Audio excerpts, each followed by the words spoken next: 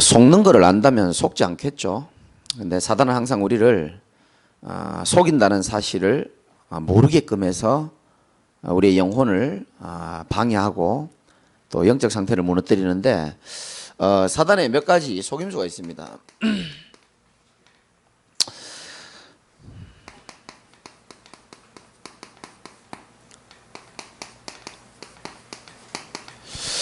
세상의 모든 걸 다 알아도 복음만 모르도록 이 사단은 계속적으로 지금 활동하고 있습니다. 그래서 복음 가진 여러분들이 하나님이 사명이 굉장히 중요하고 크다는 사실을 꼭 아셔야 되고, 전 세계적으로 지금 교회가 어려움을 당하고 많은 또 재앙을 맞이하고 있는데, 사단은 어떻게 해서든지 이 복음이 사람들이 모르도록, 그래서 인생의 이 복음은 해답이잖아요. 동의하십니까? 우리 여기 집사님은 그러시더라고요. 이번 주에 그런 말씀 들었어요. 본인이 하나님을 믿기 전에, 하나님을 알기 전에 내가 굿 해봤습니까? 그러니까 굿도 해봤다 그러더라고요. 영적 문제 올라오니까 굿도 해보고 뭐 여러 가지를 다 했는데도 본인에게는 이제 답이 안 된 거죠. 사람들은 지금 하나를 몰라서 지금 고통당하고 있습니다. 뭘 모르냐 하면은 자기 문제의 진짜 원인을 모르고 진짜 해답을 모르고 지금 많이 갈등하고 방황하고 살아가고 있습니다. 하나님이 우리 인생에 그리스도란 답을 주셨는데 이 답만이 우리 인간에게 유일한 해답인 줄 믿으시기 바랍니다. 다른 것은 답이 없죠. 오직 예수 그리스도가 답이죠. 사단은 이 복음만 모르도록 자꾸요 우리를 속입니다. 두 번째는 뭘 모르게 하냐면, 사단은 하나님의 자녀가 가지고 누릴 수 있는 축복이 분명히 있는데 이제 이것들을 많이 못 누리게 하죠. 여러분이 받은 축복이 크다는 사실을 꼭 아셔야 됩니다. 여러분 집 마음에 듭니까? 우리 집이 영적으로 말고 육신적으로 우리 집이 좋다라는 것을 느끼려면은 저기 필리핀이나 아프리카 집에 가보면 감사가 나와요. 집 좋은 줄 몰랐는데 남의 집 가보니까 우리 집이 좋은 거였구나. 물론 좀 수준 낮은 깨달음이지만 그런 단순 비교를 해서라도 보면은 진짜 저와 여러분이 받은 축복은 굉장히 큽니다. 사실은 뭡니까? 하나님의 자녀되는 권세를 가지고 있지 않습니까? 하나님의 자녀라는 것은 하나님의 손에 붙들린 자이기 때문에 그 누구도 빼앗아갈 수 있는 자가 없는 줄 믿으시기 바랍니다. 요거를 우리가 항상 누려야 되는데 사단은 이제 요거를 못 누리게 만들고요. 세 번째는 뭐냐면 다른 거 다 해라. 전도와 선교만 못하도록 막습니다. 야, 현실이 힘든데 뭔 전도냐. 네가 살아야 될 거 아니냐.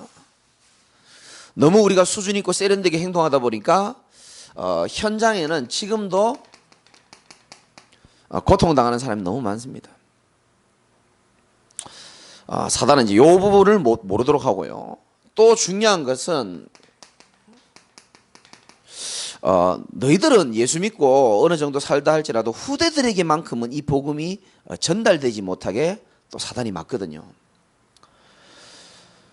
그래서 저와 여러분들의 진짜 우리가 헌신하고 우리가 때로는 진짜 눈물로 기도하고 하는 게 뭡니까? 진짜 이 후대에 발판으로 저와 여러분이 쓰임 받아야 될 것 아닙니까? 그렇죠. 우리처럼 고생하게 만들어서는 안 됩니다. 시대가 바뀌었고 진짜 이들이 어릴 때부터 복음을 제대로 알고 시대 살릴 수 있는 이유를 알도록. 또 사단의 속임수가 뭐냐 하면은 올인하지 못하게 하는 겁니다. 여러분, 올인이라는 것은 내 모든 삶의 방향과 초점을 복음에다 맞추는 거거든요. 근데 그렇게 못해요. 왜 못하냐 하면 내가 기댈 곳이 있다든가 내가 그리스도 말고도 아직까지 버틸 수 있는 것들이 많으면 많을수록 의외로 이게 잘 안 되는 경우가 참 많습니다. 저와 여러분이 하나님 앞에 올인할 때에 흑암 권세가 무너지게 돼 있다는 사실을 기억하시기 바랍니다. 반드시 무너지게 되어 있습니다. 사단은 또 어떤 속임수를 쓰냐면 또 사명을 모르도록 만드는 거죠. 여러분들에게 하나님이 주신 천명, 소명, 사명, 여러분에게만 주신 사명이 있습니다. 그거를 발견하고 거기에 인도받아야 되는데 사명을 모르도록 하고, 마지막으로 7번째는 뭐냐 하면은 복음으로 하나 되지 못하도록 막는 게 사단의 속임수입니다. 저와 여러분들이 노력한다고 이건 되는 게 아니고요. 진짜 딱 몇 가지 단어를 좀 붙잡아야 되는데, 아까 찬양인도 하신 우리 전사님께 말씀하셨지만은 그냥 예수가 아닙니다. 오직 예수 되시기 바랍니다. 여기에 모든 답이 다 들어 있습니다. 오직이란 말은 다른 거 필요 없다가 아니에요. 세상에 좋은 건 많지만 한 번 사는 인생에 가장 가치 있고 내 생을 걸 만한 가치가 복음에서 발견되는 겁니다. 그런 사람은 오직 할 수 있습니다. 이 오직의 축복을 어떻게 누리느냐? 매일 우리는 하나님이 주시는 힘을 공급받아야 됩니다. 오늘 제가 새벽에 말씀드렸죠. 출애굽 29장에 보면은 어린 양을 2번 준비하라는 그런 말이 있습니다. 불신앙 많이 하던 광야 백성들을 보면서 하나님께서 말씀하시기를 아침에 한번 제사 드리고 저녁에 한번 제사 드리고, 아침 저녁으로 하나님 주신 힘을 누리고 하나님을 만나는 시간에 내가 너와 만나주겠다고 하나님 약속하시거든요. 이 오직의 축복을 누리기 위하여 매일 우리는 하나님의 은혜가 필요함을 인정할 수 있어야 됩니다. 이게 머리가 아닙니다. 실제로 나는 하나님의 은혜가 아니면 절대 안 되는구나. 그거 우리 매일 발견되잖아요. 나는 하나님의 은혜라야 나는 살 수 있다. 지금까지도 마찬가지고 앞으로도 마찬가지죠. 그리고 우리는 매일뿐만 아니고 매 순간입니다. 왜 매 순간이 중요하냐면 사단은 지금도 우는 사자와 같이 삼킬 자를 찾고 있거든요. 그러니까 순간순간 우리가 뭐를 기억해야 될지를 알아야 됩니다. 그리스도의 사도들이 한 말을 미리 한 말을 어떻게 하라고요? 기억하라. 그러니까 내가 쉽게 표현했잖아요. 여러분 마음에 어떻게 보면 말씀의 통장이라고 생각하시면 됩니다. 차곡차곡 말씀을 적금이라고 생각하시기 바랍니다. 언젠가는 타서 먹는 날이 온다니까요. 말씀 통장에다가 언약을 하나하나. 제가 아까도 딱 느끼는 건데요. 진짜 하나님은요, 우리 인생을 어떻게 인도하시냐면 하나님이 말씀하신 대로 다 이끌어 가시더라고요. 기가 막힙니다. 내 의지, 내가 바라는 대로 인도하면 참 좋겠는데 하나님은 그렇지 않아요. 하나님이 하시고자 하는 계획과 하나님이 행하시는 방법 속에서 하나님 말씀하신 대로 우리 인생을 다 인도하시더라고요. 거기 앞에 우리가요, 진짜 무릎 꿇고 받아들일 수 있어야 된다고 생각하고요. 매 순간 기억합니다. 뭘 기억합니까? 하나님이 이미 행하신 일들을 여러분 한번 생각해 보시고, 여러분들을 과거 애굽에서 구원하시고 지금까지 인도하시고 올해 하나님이 행하시는 일을 지금 보여주고 계시고 지금도 일하고 계십니다. 이스라엘의 여호와는 졸지도 주무시지도 않는다 그랬거든요. 안 주무십니다. 그는 피곤치 아니하시며 앞으로도 또 미래를 예비해 놓으시고 하나님은 또 일을 진행하고 계신다니까요. 그걸 여러분들이 실제적으로 믿을 수 있어야 되고요. 이 축복이 중요하다는 사람은 당연히 예배의 소중함과 가치를 알 겁니다.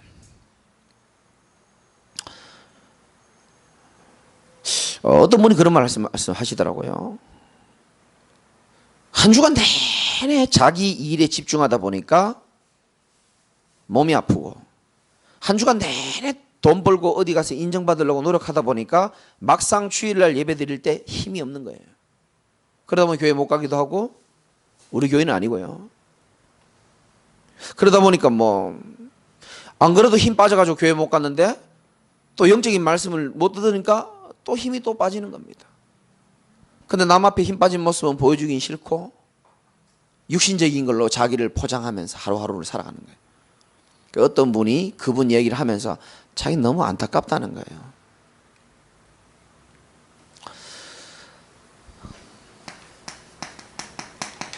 하나님 말씀대로 여러분 인도받으시면 됩니다. 요한 3서 1장 2절에 네 영혼이 잘됨 같이. 여러분 삶이 아무리 잘 되어져도요, 내 영혼이 잘 되는 것 속에서 우리 인생이 잘 되어져야 되는 겁니다. 내 영혼이 잘됨이 없이 일이 잘 풀린다? 저는 조금 걱정됩니다, 솔직히. 그건 하나님 뜻이 아니거든요. 하나님은 세상 방법을 무시하지 않기 때문에 영적 상태가 무너져도 어느 정도는 하나님 일이 되어지게 만듭니다. 재벌과 CEO들이 뭐 예수 잘 믿어서 그거 되는 게 아니거든요. 세상 방법을 하나님 무시하진 않습니다. 그러나 정말 중요한 것은 하나님이 나와 함께 하시고 내 영혼이 잘됨 속에서 하나님이 일을 행하시는 걸 볼 수 있어야 된다니까요. 내 영혼이 잘 되지 않는데 뭐 잘 돼요. 뭐 사람 만남도 잘 되고 돈도 잘 되고 그거 정말 잘 되는 게 아닙니다, 사실은. 하나님이 우리에게 보시는 것은 우리의 통장의 잔고를 보는 게 아니고 하나님은 네가 하나님이 아니면 절대 살 수 없는 존재라고 인정하는 임마누엘적 신앙 고백을 하나님 기뻐하신다니까요. 그런 자에게 하나님 축복하시게 돼 있어요. 그리고 믿음의 고백을 하는 자에게 하나님 축복하시게 돼 있습니다. 내 인생에 많은 것이 필요하고 여러 가지 응답을 받아야 되겠지만 나는 하나님이 나와 함께 계심으로 충분할 수 있어야 되는 것이고요.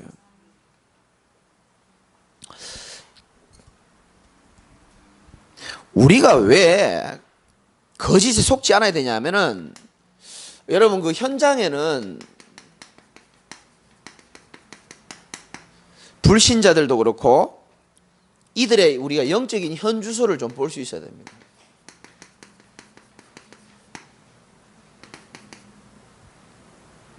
성경은 이렇게 말씀합니다. 요한복음 8장 44절 너희는 너희 아비 마귀에게서 났으니 너희 아비의 욕심을 너희도 행하고자 하느니라. 그는 처음부터 살인한 자요 진리가 그 속에 없으므로 진리에 서지 못하고 거짓을 말할 때마다 지 것으로 말하는 겁니다.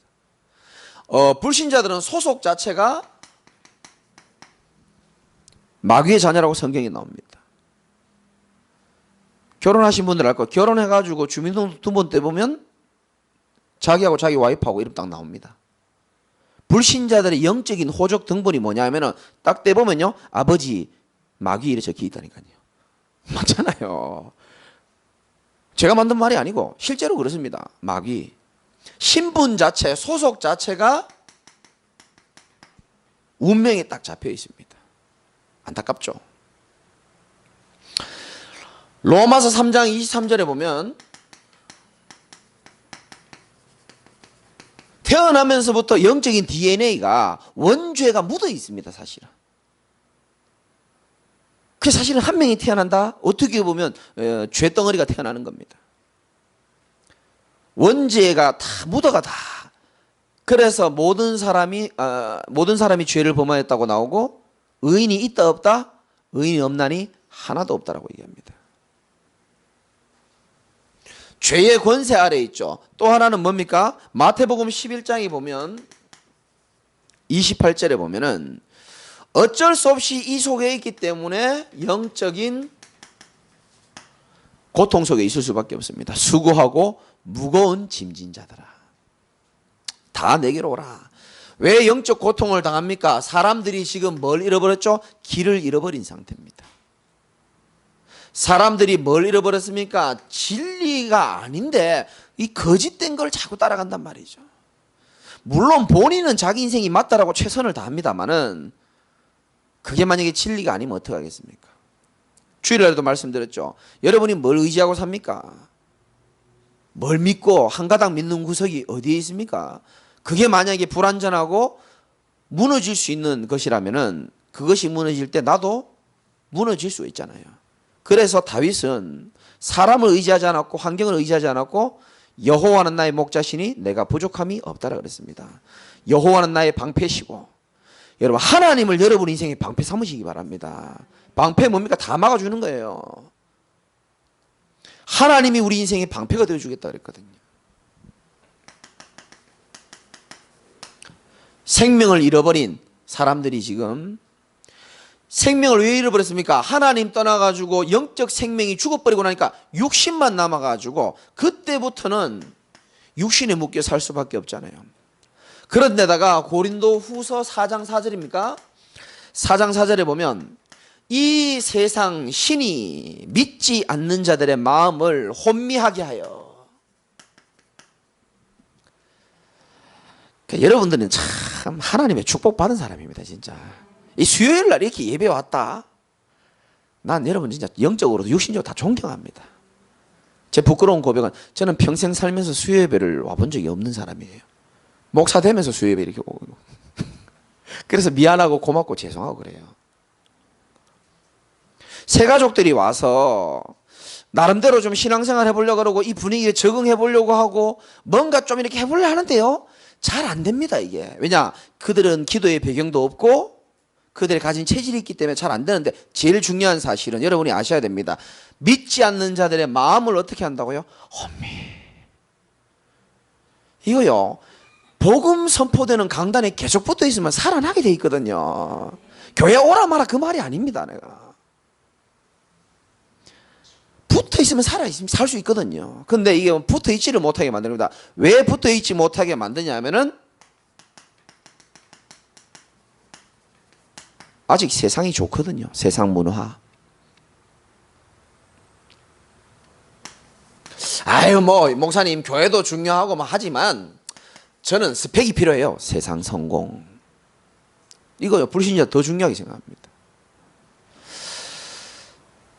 아무리 말해도 목사님 저는 아이고 뭐 안 되겠어요. 세상 쾌락 실컷 다녀보지 않습니까? 세상 만족.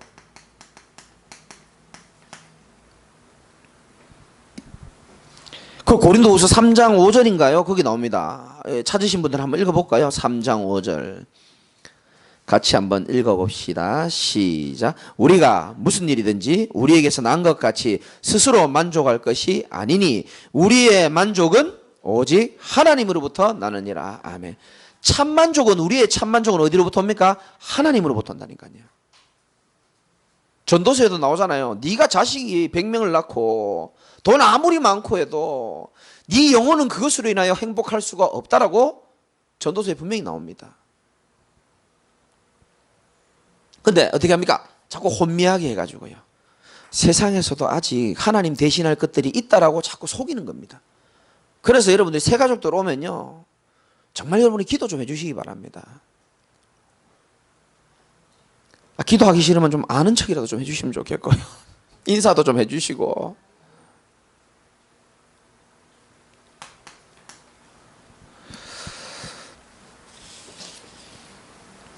자, 불신자들이요, 현장에서 이거 뭐 알겠습니까? 모릅니다. 이렇게 죽도록 고생하다가 어느 날 뭐가 오느냐? 참 안타깝죠. 한계 옵니다. 한계. 자기 나름대로 포장하고 견디고 하다가 한계로 오는 겁니다.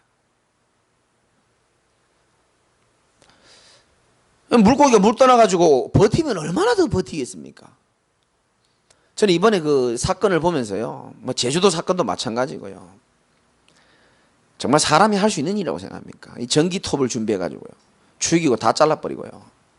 이번에 또 학생들이 또 뭐 10대 애들이 4명이서 그 애 하나를 2시간 동안 두드려 패가지고요, 죽었잖아요. 얼마나 잔인합니까? 방에다 넣어놓고 너 얘한테 약 올리라고 시키는 겁니다.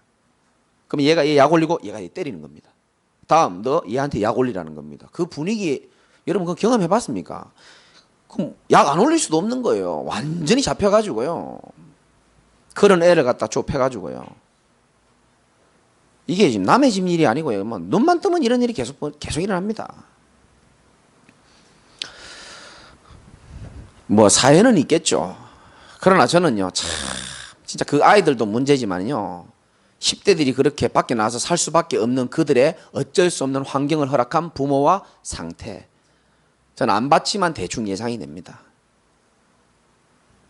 여러분, 사랑을 듬뿍 받고 자란 아이들은, 죄송합니다, 용서하고 들으시고요, 제가 유치장에서 1년 근무하면서 느낀 게 있어요. 여러분 잘 모르실 겁니다. 범죄를 저지르는 아이들요, 제가 다 뒷조사를 다 했어요. 하나같이요 사랑 못 받고 자는 애들이 많아요. 결핍이죠. 결핍이 어디로 드러나느냐? 오토바이 훔치고 돈 훔치는 겁니다. 특수절도. 그럴 용기가 없어요. 아니면 본드 하고요. 결핍된 상태에서 내 맘대로 막 하다 보니까 싸우는 겁니다. 폭력으로 들어오고요. 결핍된 상태에서 눈이 좀 열려서 돈 있으면 된다 생각하는데 능력이 없어. 사기치고요. 다 그래 다 들어와요. 이게 어느 날 한계가 오는데 왜 한계가 오는지를 알아야 됩니다. 첫 번째, 태어나면서부터 이런 것들이 각인돼서 태어난다니까요. 어쩔 수 없습니다. 이 가문의 대물림, 죄의 권세, 이 사단의 이 영역이 딱 잡혀가지고 딱 각인이 돼 있단 말이죠. 그러면 이 각인된 게 계속 가다 보면 뭐 합니까? 나도 모르게 뿌리가 무서운 겁니다, 사실은.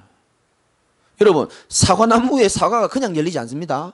반드시입니다. 뿌리를 내리고 난 다음에 열립니다. 배가 그냥 열리는 게 아니라니까요.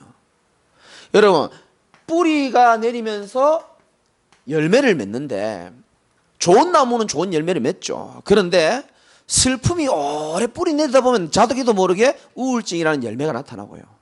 분노가 계속 뿌리 내리다 보면 어느 날 살인도 하고 자기 스스로 죽이기도 하고요. 뭔가가 오랫동안 뿌리를 내린 겁니다. 상처, 열등감이 계속 뿌리를 내리다 보니까요, 남을 시기하는 시기로 바뀌어버리고요. 그 속에서 뭡니까? 자기 나름대로 죽기는 싫으니까 살 수 있는 모습들이 나오는 거죠. 그걸 보고 체질이라는 겁니다.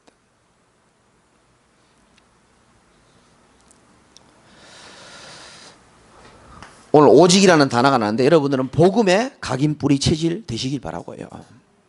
이제요, 어떻게 보면 각인 전쟁입니다. 저를 비롯해서 보는 것, 듣는 것 진짜 우리 한번 생각해 봐야 됩니다. 우리는요, 저도 마찬가지고요. 여러분 거룩한 척하고 앉아 계시는데 저부터 마찬가지입니다. 진짜 우리가요, 어디에 속느냐면 가치 없는 것에 너무 시간을 많이 투자합니다. 진짜 무가치한 거예요. 나중에 눈 열리고 나면 후회할 것에 너무 가치를, 무가치한 거거든요, 사실은. 그리고 지나가는 것, 사소한 거에 감정 낭비 다 하고요. 정말 우리가 너무 아까워요, 저는 그런 시간들이. 저부터 갱신할 테니까 협조해 주시기를 주님의 이름으로 축원합니다. 난 하나님의 음성이라고 생각합니다. 아니 뭐 그럴 수 있죠. 각인 뿌리 내린 거니까 쉽게 어떻게 내 마음을 움직일 수는 없겠죠. 그러나 오늘 말씀에 통해서 여러분 삶에 하나님의 역사가 꼭 있으시기를 바랍니다. 여러분, 각인은 뭐냐 하면은 보고 듣는 것입니다. 계속 보고 듣는 겁니다. 그러다 보면 각인이 돼버리는 거예요. 근데 뿌리는 좀 다른 문제입니다. 많이 듣고 많이 본다고 해서 뿌리 내려지지 않습니다. 뿌리는 한마디로 말하면 깨달음입니다. 뿌리는 깨달음입니다. 진짜 진정한 깨달음이 있어야 뿌리가 내리기 시작해요. 그렇게 되실 때 내 삶의 결과로 체질이 되는 거고요.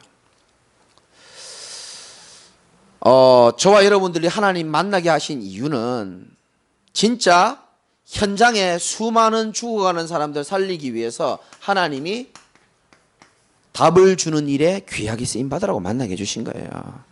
우리가 이렇게 만나고 저렇게 만나고 했잖아요. 그 만남의 인간적인 방법처럼 보이지만 하나님의 섭리가 다 들어있습니다, 사실은. 가르쳐줘야 돼요. 요한복음 20장 30절 31절 이 성경책에 예수님이 행하신 기적을 다 기록하지 못했다, 성경이 나오거든요. 그 말은 기적의 분량, 능력이 그게 중요한 게 아니라는 겁니다. 오직 이것을 기록하면 너희로 예수께서 그리스도이심을, 더 쉬운 말로 말하면 예수께서 메시아라는 사실을 알게 하려 하며 그 이름을 힘입어 생명 얻고 능력 얻고 살아갈 수 있도록 하나님이 성경을 주신 겁니다. 예수님에게만 생명이 있고 예수를 통해서만 우리가 살아날 수 있다는 걸 말하는 겁니다. 로마서 10장 13절에 보니까 누구든지 주의 이름을 부르는 자는, 누구든지입니다. 아니 저 사람은 왜 예수 믿는데 살아나지 않습니까? 저 사람은 왜 저렇습니까? 누구든지입니다. 아무리 좋은 메시지를 현장에서 던져도요, 받아들이지 않는 데는 어쩔 수가 없는 겁니다. 하나님의 말씀이 여러분에게 떨어질 때 옥토박 같은 마음으로 말씀 받으셔가지고 하나님의 말씀의 역사가 여러분 삶에 매일매일 나타나기를 주님의 이름으로 축원드리고요.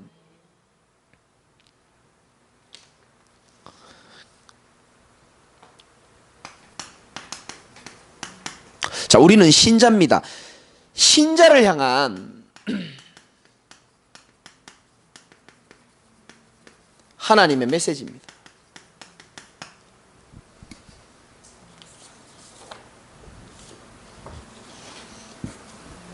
한마디로 말하면 속지 말라는 겁니다. 거짓된 것에 속지 말고,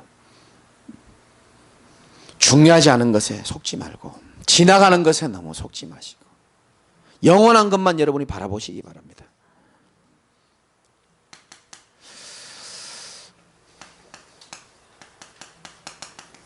고린도후서 4장 7절에 보니까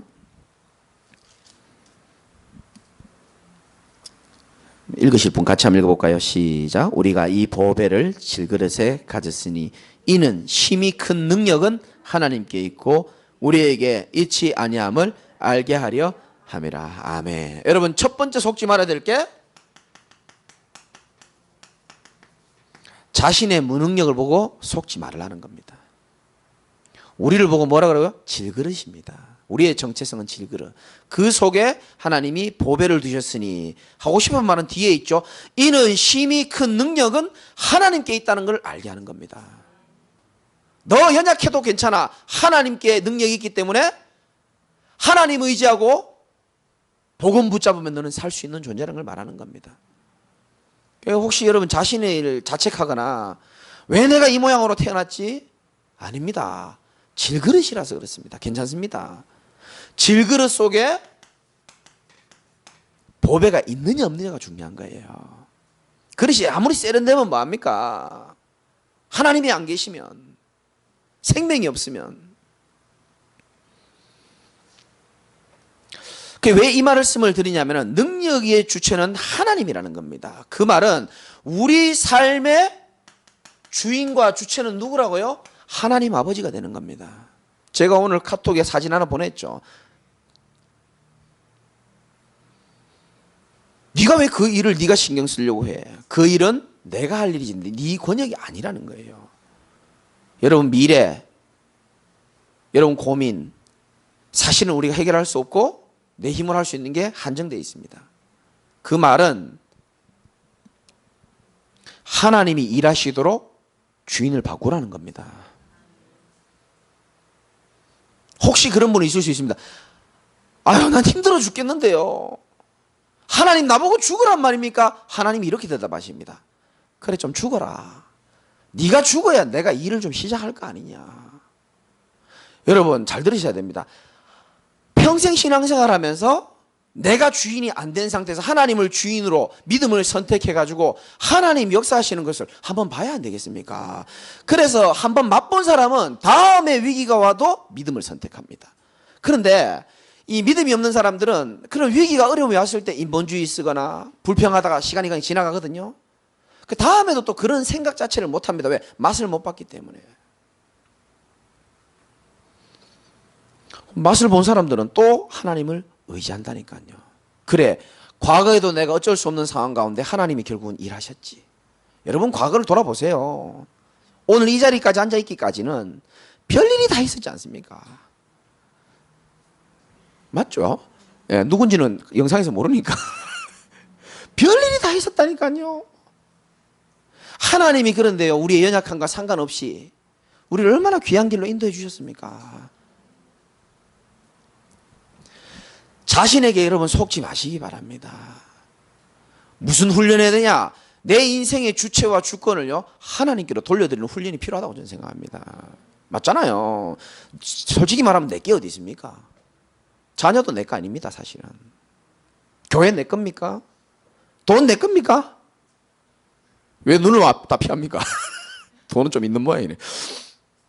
전부 다 어떻게 보면 하나님 다 주신 거 아닙니까? 하나님이 생명을 유지시켜 주셔서 있는 것이고 필요한 만큼 돈이 하나님 다 주신 거 아닙니까? 우리의 모든 삶을 하나님. 그러면 절대 주권자이신 하나님께 우리의 연약한 자신을 보는 게 아니고 절대 주권자이신 하나님께 주권을 맡겨드리는 겁니다. 경상도 사투리로 하나님 알아서 하이소. 이제 나는 하나님 행하시는 일을 보고 따라가겠다라고. 아멘. 작을 줄 알았습니다. 상관없습니다. 두 번째는 뭐냐? 고린도후서 4장 8절입니다. 8절 9절은 너무 중요하니까 한번 읽어봅시다. 시작. 우리가 사방으로 우겨쌈을 당하여도 쌓이지 아니하며 답답한 일을 당하여도 낙심하지 아니하며 박해를 받아도 버림받지 아니하며 거꾸로 뜨임을 당하여도 망하지 아니하고. 아멘. 사방으로 우겨쌈을 당할 때가 있다니까요. 그러나 쌓이지 아니하며 답답한 일을 당할 때도 있죠. 남에게 말 못할 고민이 있고 그러나 낙심하지 아니하며 박해를 받아도 버림받지 아니하며 심지어 거꾸로 뜨림을 당하여도 어떻게 된다고요? 망하지 아니한다. 뭐에 속지 말라고요?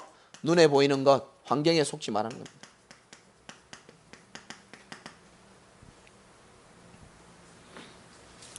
지금 내 환경이 좀 마음에 안 들 수 있습니다. 그러나 하나님은 거기에 중요한 계획이 있는지도 모릅니다. 사실은 우리 교회는 지금 안 나오지만 현장에서 제가 만나는 분이 몇 분 계신데 이름 밝힐 수 없고 어떤 한 분이 굉장히 지금 어렵고 힘든 위기가 있어요. 기도가 절로 나와요. 제가 이분이 예수 믿은 지 한 달밖에 안 됐는데 이걸 어떻게 이길까 계속 기도하고 있죠. 근데 진짜 신기한 게요, 기도하고 다음날 만나보면은 얼굴이요 살아있어요. 이 사람이. 야, 기도하면서도 확인하면서도 응답된 거 보면서도 제가 막 놀래고요. 사연을 다 얘기할 수는 없지만요, 이번에 자기에게 안 좋은 이 사건이 있었지만은 이 사건을 통해서 이거 말을 못하게 답답해 죽겠네. 하여튼 뭐 사람이 신경 많이 쓰면 살이 찝니까 빠집니까? 속 빠지잖아요. 내가 이번 사건을 통해서 많은 걸 잃었지만 얻은 건 하나, 살이 쏙 빠졌다는 거예요. 그것도 응답이다. 그 당신 더 큰 응답인데 뭔지 아냐? 당신이 그 아픔과 어려움을 통해서 우리를 만나고 또 하나님을 만나고 세월이 흐르면 알게 될 거다. 전날의 아픔이, 전날의 한숨이 내 노래 되었다는 찬양이 이해가 되어질 것이다.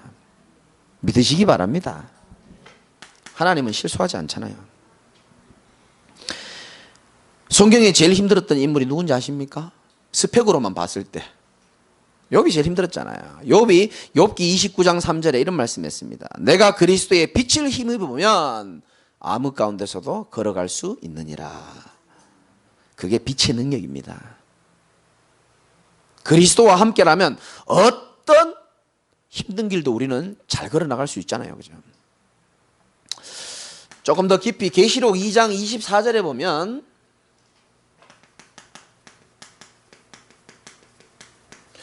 하나님께서는 7교회에 사단의 깊은 것을 알지 못하는 것에 대해서 좀 책망을 했습니다. 마귀는 깊이 있게 우리를 속이는데 신자들은 깊이가 없어요. 자꾸 속는 겁니다. 여러분 진짜입니다. 이요, 뭐 거짓 다 필요 없고요. 여러분이 진짜 복음에 결론 나고 복음에 진짜 뿌리 내리면 거짓된 거는 다 보이게 돼 있어요. 아무리 사단이 그래 해도요.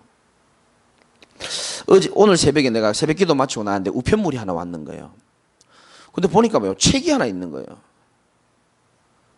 그 집에 가서 또 펼쳐보니까 재림 예수 뭐 어쩌고 적혀 있더라고요. 그래 내가 목사한테 이걸 왜 보내지? 첫 장 딱 넘겨보니까요, 어떤 약간 얍실이한 와이셔츠를 딱 입고요, 자기 증명사진 딱 크게 딱 돼 있고 첫 장에 밑에 네 글자 뭐라고 돼 있냐? 재림 예수 이래 돼 있더라고요.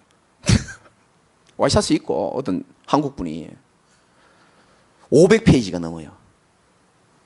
알고 봤더니 인터넷 검색해 보니까 40년 전에 죽은 사람인데 이 죽은 사람이 그리스도 메시아라는 사실을 500페이지에 다 읽어보지도 않았지만 기가 차죠. 근데 그걸 따라가는 사람이 많아요. 많습니다. 이름을 지금 내가 잊어버렸는데 이 사람이 메시아가 한국인인 이유 쫙 설명 다 돼 있고요. 사단은요, 이 목적이 하나입니다. 자꾸 혼미하게 해가지고요, 중요한 거 놓치게 만들고, 쓸데없는 시간 보내게 만들고, 이상한 거, 진리 아닌 거 따라가게 만들고, 여러분들은 진리 가운데서 항상 행하시기 바라고, 진리 가운데 하나님의 인도를 계속 받으시기 바랍니다. 사단의 깊은 것이 뭐냐? 여러분도 모르게, 우리도 모르게 올무가 딱 잡혀 있습니다. 그거 빨리 깨달아야 됩니다. 저는 정말요, 부끄럽지만 저는 내 자신을 보면서 느꼈어요. 나도 모르게 사단의 올무에 잡혀 있구나. 사단의 올무는 뭐냐 하면은 이게 사단이 깊은 것입니다. 상처의 올무 딱 잡혀 있습니다. 여러분이 나이가 들었다고 그 상처가 사라지는 게 아니고 저 밑에 가라앉아 있습니다. 그 상처는 시기와 질투로 나타나기도 하고, 다른 사람을 집착하기도 하고, 중독되기도 하고. 그러니까 이게 딱 밑에 깔려 있으니까 내가 올무에 걸려 있다는 사실을 모르고 속을 때가 많단 말이죠. 그래서 사단의 깊은 것. 두 번째는 고집입니다. 나도 모르게 하나님 없는 생각으로 강하게 견고하게 있는 것들, 우리에게는 올무가 되어 있고, 세 번째는 결국은 우리의 올무가 뭐냐? 육신적인 겁니다. 어쩔 수가 없어요. 여기 우리가 다 올무로 잡혀 있습니다. 두 번째는 뭐냐면 함정. 나도 모르게 빠져 있는 부분입니다. 그게 뭐죠? 세상 유혹. 그러니까 나오기 전에는 잘 모릅니다. 세 번째는 틀. 우리도 모르게 아직까지 남아있는 종교의 틀, 율법의 틀.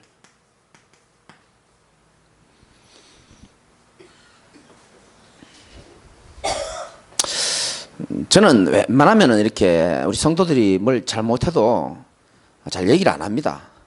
눈에 보이거든요, 사실. 말하고 싶은 것도 있는데 안 합니다. 근데 안 하는 이유 중에 하나가 뭐냐 하면은 그게 내 체질과의 싸움입니다. 늘 지적하고 늘 판단하는 그런 교단과 가정에서 제가 자랐단 말이에요. 그럼 내 눈에 잘 보입니다. 그래서 난 나와의 싸움을 하는 겁니다. 그게 나는 내 나름대로 예틀을 깨는 방법이라고 생각하고요. 자칫 잘못하면 이런 틀에 갇혀 있으면 나도 괴롭고 남도 괴로워요. 근데 저와 여러분이 진짜 복음의 틀로 바뀌면요, 나도 살고 남도 살게 돼 있습니다.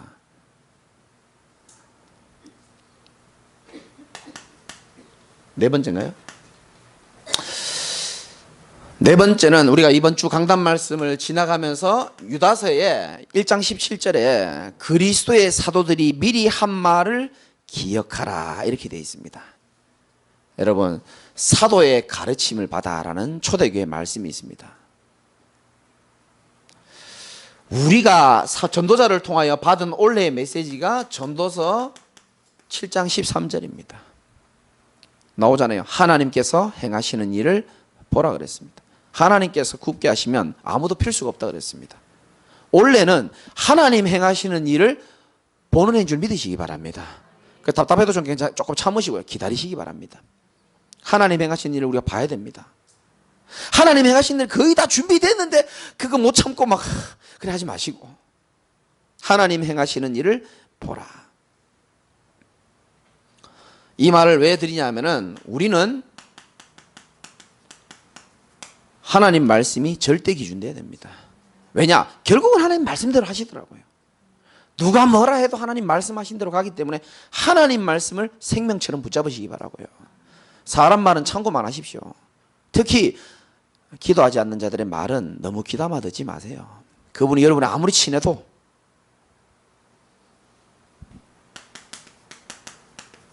중요한 선택과 판단도 마찬가지입니다. 예배 드리고 난 다음에 하시고 하나님 말씀 속에서 여러분 결정하시기 바랍니다.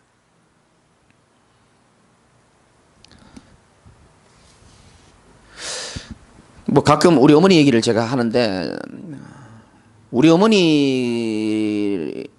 뭘 말씀하시면 저는 100% 순종했거든요. 뭐 그럴 수밖에 없는 이유도 있고 대들어 본 적도 없고 싸워 본 적도 없고. 왜냐? 죽습니다 그냥. 약간만 언성 하면 죽습니다 우리 어머니한테. 그러니까 지금도 우리 어머니가 뭐 말씀하면 제가 다 순종합니다. 근데 제가 뭘 말씀드리려고 하냐면 제가 한 가지는 순종하지 않습니다. 한 가지는 뭘 순종하지 않냐면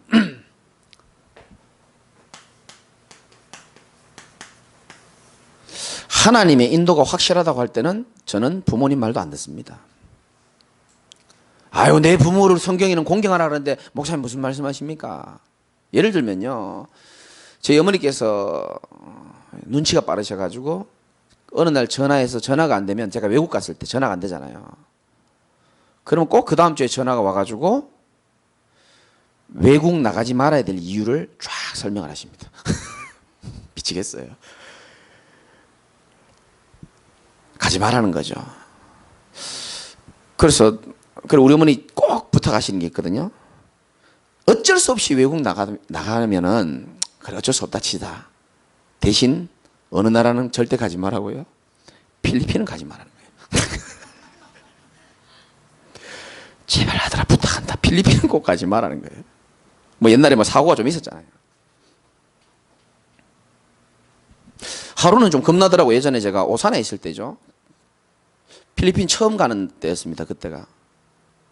저하고 청년들 한 7명이 마닐라에 도착한다고 예약이 돼 있었는데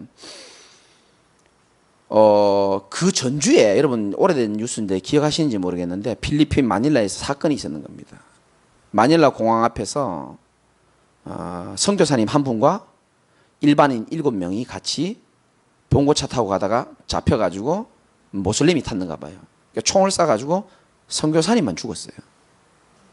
그걸 딱 듣고요, 내가 출발해야 되는데 나랑 너무 상황이 비슷한 거예요.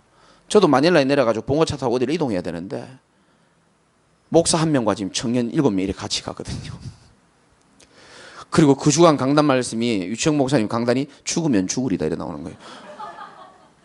제가 말씀 참 잘 기억하죠. 10몇 년 된 건데요, 그날 말씀을 딱 기억합니다 제가. 여러분 이해 안 가죠? 저게 좀 자폐가 있나 이래 싶을 겁니다. 10년이 지난 건데요, 필리핀 그날 가는 날 강단 말씀이 뭐였다 다 기억하고 있습니다 저는. 제가 머리가 좋은 게 아닙니다. 그 제가 얼마나 그날 또 오후 예배 설교가 또 나라. 저는 말씀을 굉장히 믿거든요. 죽으면 죽으리다 하고 지난주에 또 한 팀 죽었고, 야 무섭더라고요 사실은. 근데 제가 말씀드리는 거는 그게 아니고, 우리 어머니가 아무리 그렇게 말씀하셔도 내가 기도하고 하나님의 인도가 확실하다는 부분에서는 그냥 어머니 네 하고 내가 안 듣습니다. 제가 왜 이렇게 극단적인 예를 드냐면, 여러분이 우리 인생은요 선택과 판단의 연속입니다 사실은. 진짜 중요한 것은요, 하나님 앞에서 여러분 답을 찾으시기 바랍니다. 하나님의 인도받는 사람 그래야 된다니까요. 부인 말 듣고 남편 말 듣고 아들 말 듣고 자식 말 듣고 중요합니다. 참고해야 됩니다. 그러나 진짜 하나님의 결정적일 때 하나님의 인도는 뭡니까? 말씀과 기도 속에서 하는 겁니다. 성령께서는 너에게 생각나게 하실 것이다 그랬고, 네 마음과 생각을 지키시리라 그랬거든요. 정확하게 역사하십니다. 기도를 안 해본 분들은 이게 좀 뭔 말인지 모를 겁니다. 근데 진짜 중요한 거 놓고 기도하면 하나님이 이렇게 다 인도하신다니까요. 하나님이 우리 인생을 완벽하게 인도하기 때문에 뭐 하라고요? 거짓에 속지 말라는 겁니다. 완벽하시기 때문에. 결론.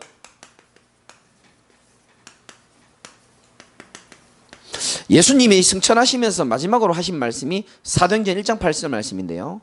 오직 성령이 너희에게 임하시면 너희가 뭐 받고? 권능 받고 이렇게 말했습니다. 우리가 사람이 마지막에 꼭 중요한 말 하잖아요.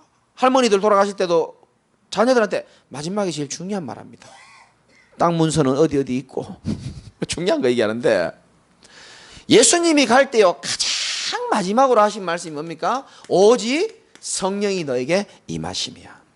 분명히 그 전에 1장 4절 5절 6절에 보면 여러분 잘 아시다시피 도대체 이스라엘 회복하는 게 언제입니까? 라고 물어봅니다. 근데 예수님은 동문서답 비슷하게 합니다. 너희가 알 바? 아니요. 왜 알 바가 아닙니까? 다 말해주고 가야지. 제일 중요한 건데. 우리 경제 문제 언제 회복되고 건강 문제 언제 회복되고 말해주면 좋잖아요. 너희가 알 바? 아니라는 겁니다. 지금 여러분에게 있는 문제 주님께서 말씀하시는지도 모릅니다. 너희가 알 바 아니요. 때와 시기는 아버지께서 자기의 권한에 뒀기 때문에 너희가 알 바 아니고, 그럼 뭔가 답이 있어야 될 거 아닙니까? 오직 성령이 너희에게 임하시면, 오직 성령의 충만함 받으면 너희가 뭐 받고? 권능을 받고. 다이나마이트와 같은 폭발적인 힘입니다. 권능 받고 성령 충만 받고 있으면은 하나님이 우리 인생을 어떻게 만들겠다고요? 증인 되게 하시겠다라는 겁니다. 여러분들은 증인입니다. 제가 필리핀 가서도 그 렘넌트를 강의할 때 증인이라는 제목으로 한 강의를 했는데, 결국은 하나님이 저와 여러분들을 말쟁이가 아닙니다. 증인으로 반드시 다 세울 겁니다. 그러면 지금에 있는 문제도 뭡니까? 속을 이유가 없는 것이 전부 다 증거입니다, 사실은. 지금 여러분 고민이 제일 큰 게 뭡니까? 속으로 한번 생각해 보세요. 그 문제를 당하는 사람 없겠습니까? 우리나라에 많을 겁니다. 장차 자라오는 사람들, 그 문제 여러분의 후대들 그 문제 당하지 말라는 법이 없습니다. 그때에 해줄 말이 있어야 되는 겁니다. 왜냐? 하나님이 우리를 세계 살릴 자로 불렀기 때문에. 그래서 하나님은 우리에게 증거를 허락하시는 겁니다. 아파도 하나님의 계획이 있는 줄 믿으시기 바라고, 어디 가서 홍해 좀 건너봐야 인터뷰라도 할 거 아닙니까? 요단강 또랑 같은 거 건너가가지고 주님이 내 인생에 역사하셨다 그러면요, 홍해 당하고 있는 사람이 비웃습니다. 아이고 저걸 간증이라고 하고 앉았나. 내 삶은 지금 죽겠구만 지금. 근데 홍해를 다 건넌 사람은요, 어디 가서요 과감하게 얘기할 수 있다니까요. 나는 물이 오고 애국 군대 가가지고 죽는 줄 알았는데 오늘 여호와께서 행하시는 일을 보라 그랬는데 하나님 행하시는 일을 저는 봤다고. 그러면 누구 간증입니까? 내가 잘났다는 간증이 아니에요. 하나님 하시는 일이 있기 때문에 믿으라는 거거든요. 그래서 하나님은 저와 여러분들을 증거 주시고 증인으로 반드시 세우실 겁니다. 그래서 지금에 있는 많은 거짓된 거에 여러분 속지 마시고 오늘 말씀을 통해서 중요한 깨달음이 있으시기를 주님의 이름으로 축원합니다. 하나님 감사합니다.